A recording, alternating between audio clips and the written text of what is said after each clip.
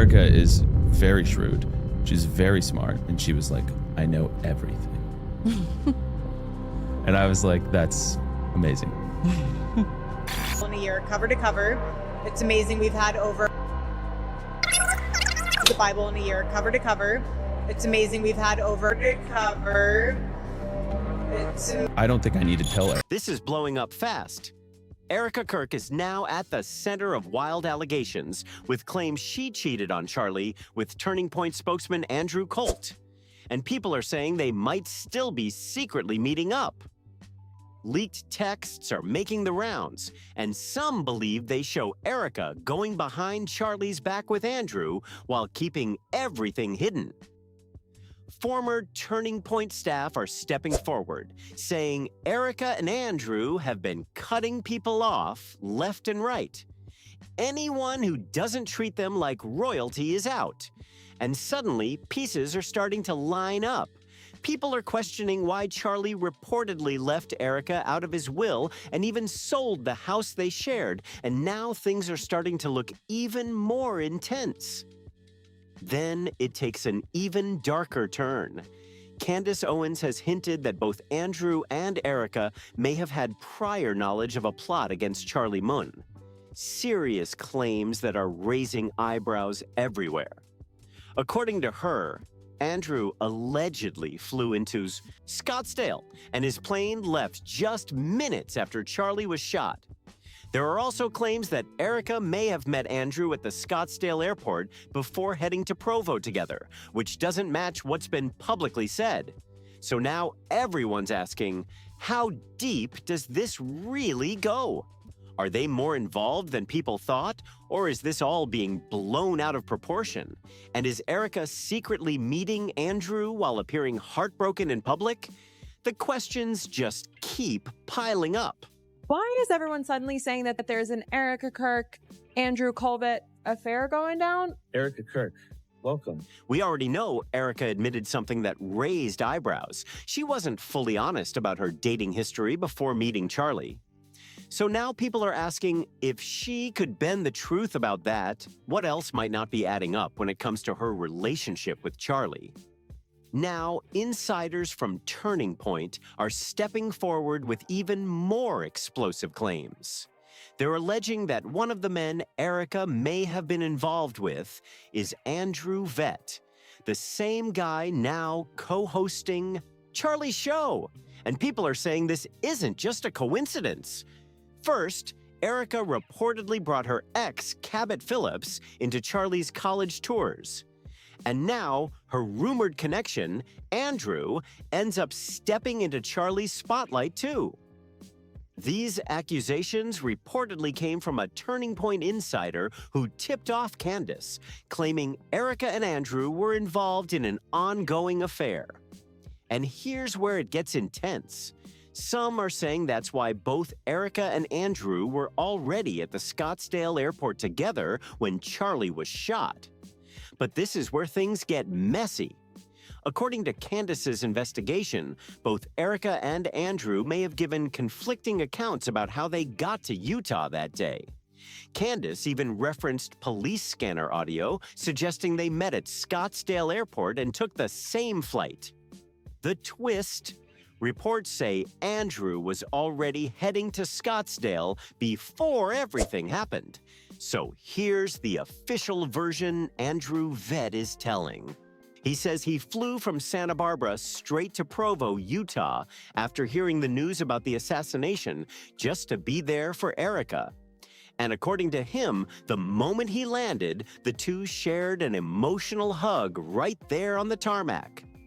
But Candace is pushing back hard on that story. She claims the flight records and travel details don't line up at all. According to the data she's pointing to, Charlie's plane actually went from Scottsdale to Provo earlier that morning, and there was also a route from Santa Barbara to Scottsdale before everything went down. And here's where things really start raising eyebrows. Candace says that so-called tarmac hug didn't even happen in Provo. It may have happened in Scottsdale instead. She knows everything. She knows who to trust who not to. She knows who's going to be the allies in the fights ahead. Victim's wife is arriving at 3:30. TJ 436. But 3:30 is when that pickup is scheduled for. So basically, we can conclusively confirm that Erika did not wait an hour on the tarmac for Andrew's alleged plane to land at about 4:40 p.m., right? 3:30 was the pickup. So this only makes sense if Andrew was aboard Charlie's plane with Erika, okay? The claim is that Erika and Andrew met there first, then traveled together to Provo on Charlie's own plane, which completely contradicts the version Andrew gave publicly. And if you're wondering why all this flight info even matters, here's the simple reason. Some people believe that if Andrew really left Santa Barbara before Charlie was shot, it raises serious questions about what he may have known ahead of time. That's why this detail keeps getting brought up. It's not just about travel, it's about the timeline and what it could mean. Now, shifting back to those affair rumors, because this isn't the first time Erika's loyalty has been questioned. According to several former Turning Point insiders, people who say they were pushed out after speaking up, there have been whispers about Erika's relationships for a while now. They're claiming it didn't just stop before Charlie. It may have continued even after their engagement. Now, to be clear, these are allegations, but the insiders say Erika was secretly seeing other people behind the scenes. And not just Andrew. Some are claiming there were multiple connections within Turning Point itself. It gets even more intense. Some of these same voices allege that Erika would speak negatively about Charlie in private, calling him naive and soft, and even making jokes at his expense. And when people compare Andrew to Charlie, some are saying Andrew seems more like the type Erika usually goes for. Erika is very shrewd. She's very smart. There's a great story. I can't really tell you who this was, but it was a very important person.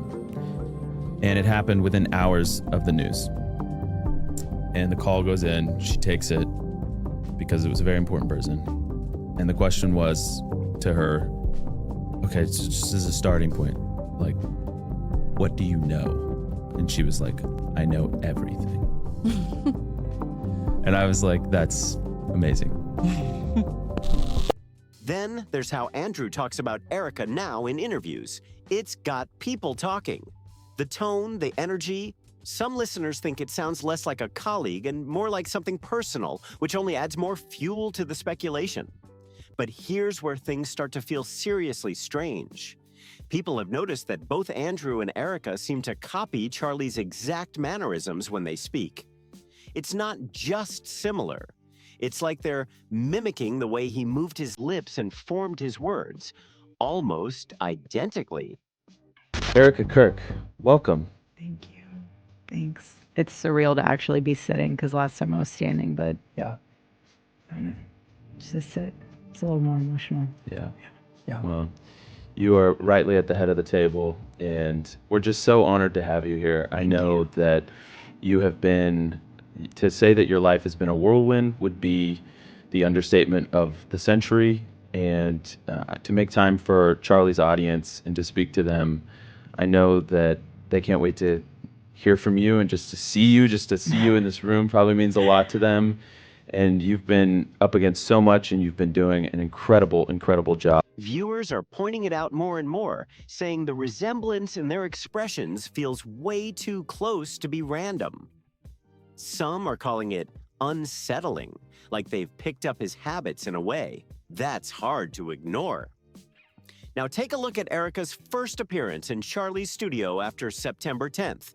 People watching closely say the vibe felt completely different.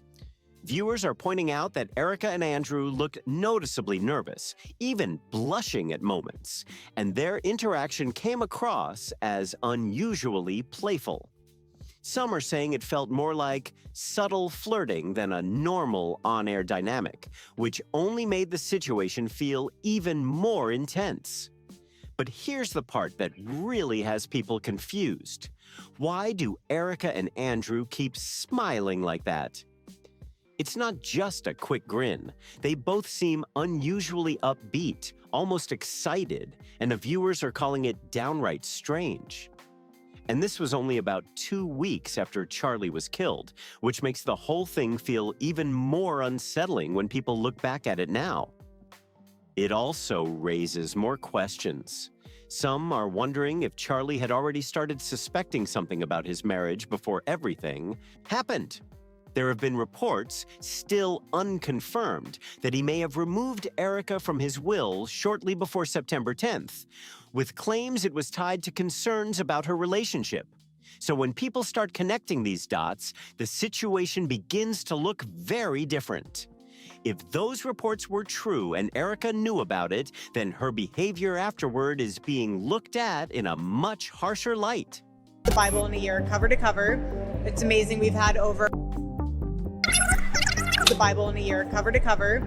It's amazing. We've had over to cover. I don't think I need to tell Erika that. Yeah. Erika is very shrewd.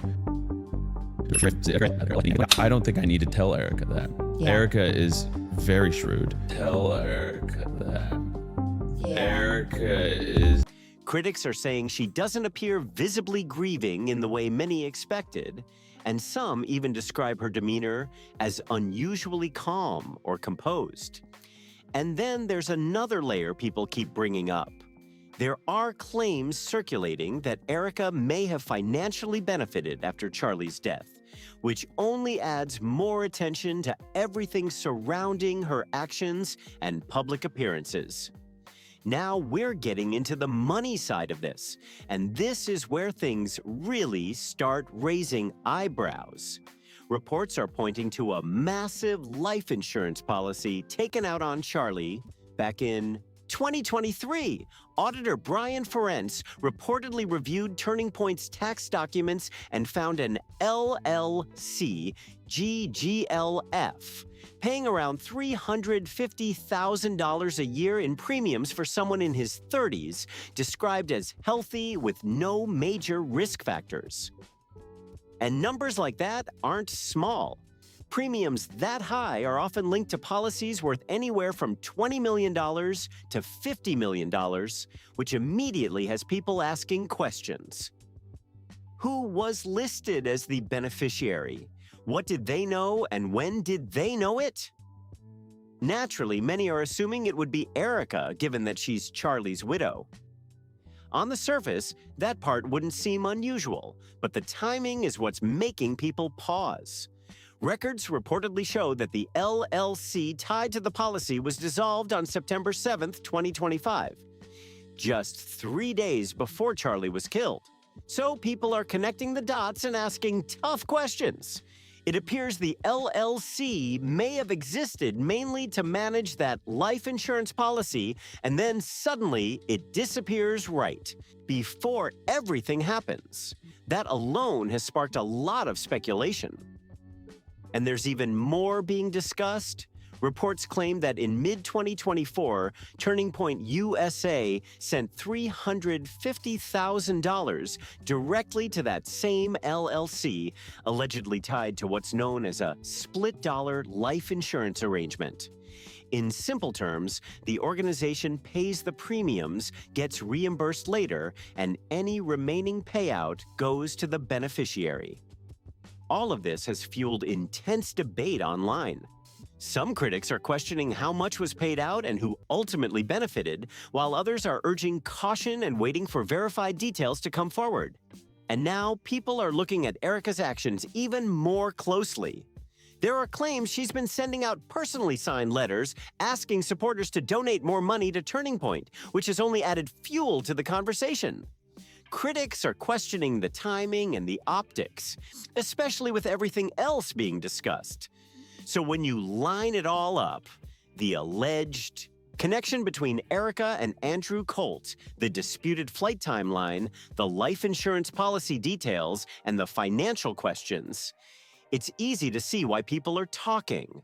The situation has turned into a storm of accusations, speculation, and unanswered questions. And it all leads to one major question people keep asking.